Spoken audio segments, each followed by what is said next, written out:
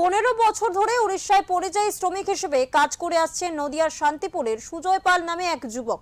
কিন্তু শেষ 6 মাস ধরে তার উপর চলছে অত্যাচার। তার সহকর্মীরা বর্তমানে জেলবন্দী। চরম আতঙ্কে দিন কাটছে তাদের। দুশ্চিন্তায় গোটা পরিবার। তারা সকলেই চাইছেন রাজ্য পুলিশ ব্যবস্থা গ্রহণ করুক, যাতে তারা নিরাপত্তার মধ্য দিয়ে কাজ করতে পারে এবং বাড়ি ফিরতে পারে। এ বিষয়ে বিজেপির নির্বাচনী কনভেনর সুব্রত পাল জানান, তৃণমূল কংগ্রেস এসব গুজব রটিয়ে দেয়। যদি সঠিক পরিচয়পত্র থাকে তবে নিশ্চিতভাবে আমরা সেই রাজ্যের পুলিশের সঙ্গে দলগতভাবে কথা বলে তাদের নিরাপত্তার ব্যবস্থা করব। অন্যদিকে বিজেপিকে কটাক্ষ করেছে তৃণমূল। নদিয়া দক্ষিণ আইএনটিটিইউসির সভাপতি সনদ চক্রবর্তী বলেন, যে যে রাজ্যে ডাবল ইঞ্জিন সরকার রয়েছে সেখানে হিন্দুরা অত্যাচারিত। বিজেপি জানে বাংলায় পরাজয় তাদের নিশ্চিত, আর সেটা জেনেই বিশেষ করে বাঙালিদের বেছে বেছে অত্যাচার করছে ভিন রাজ্যে।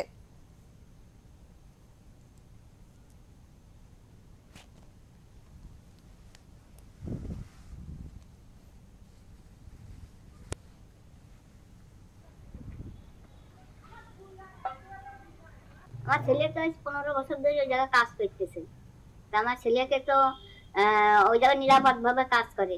আমার ছেলেকে তো এখন কি হয়েছে, এখন সেই যাতে আমার ছেলে আপনারা এই দেশে ফিরে নিয়ে আসতে পারেন সেই কাজ করেন। কোথায় কাজ করেছিলে? উড়িষ্যা। কত বছর ধরে? আজ 15 বছর ধরে। কি কাজ করে ওখানে? ওই উড়িষ্যা হকারি কাজ করে। আচ্ছা, ছেলের সঙ্গে কথা হয়েছে এখন?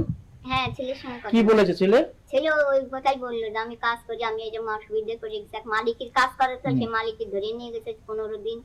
তার নিয়ে খুব করতেছে, এখন তারা কাজকর্ম করতে পারতেছে না। তাহলে এটা সে কিভাবে চলবে? এইভাবে ছেলে কি বলছিল? বাড়ি আসার কথা বলছিল? বাড়ি আসার কথা, বাড়ি আসতে পারতেছে না। তো এখন ওই জায়গাতে তো আসতে পারতেছে না। এখন কোথায় আছে ছেলে?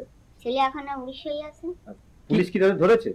পুলিশ কি ধরে নেয়, মানে ওর উৎপাত করতেছে, পুলিশই খুব উৎপাত করতেছে, তার মালিকই ধরে নিয়ে গেছে। আর তারা ঘুমাতে পারতেছে না, কাজ করতে পারতেছে না, কাজে যেতে পারতেছে না। বিষয়টা হচ্ছে যে এটা দেখতে হবে যে এটা কতটা সত্য এবং কতটা গুজব।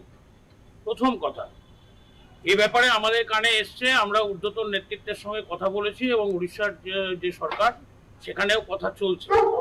কিন্তু আমার একটা অন্য প্রশ্ন, সেটা হচ্ছে যে একটা সাম্প্রদায়িকতার যে বিভাজন আমাদের পশ্চিমবাংলাতে শুরু হয়েছে হুমায়ুন কবিরদের নেতৃত্বে, মমতা বন্দ্যোপাধ্যায়ের নেতৃত্বে, এটা অবিলম্বে বন্ধ হওয়া প্রয়োজন।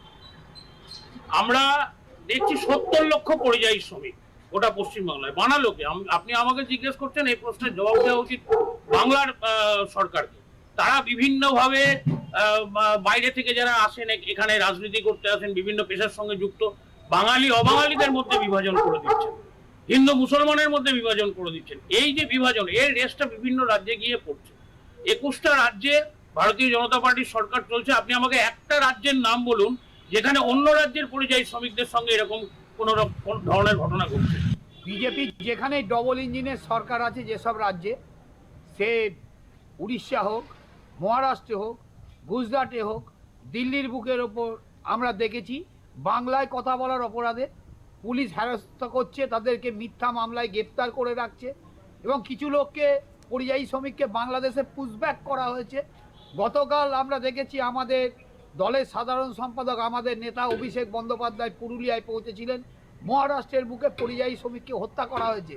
একটার পর একটা ঘটনা ভারতবর্ষের বিভিন্ন প্রান্তে ঘটছে। কেন্দ্রীয় সরকার উদাসীন।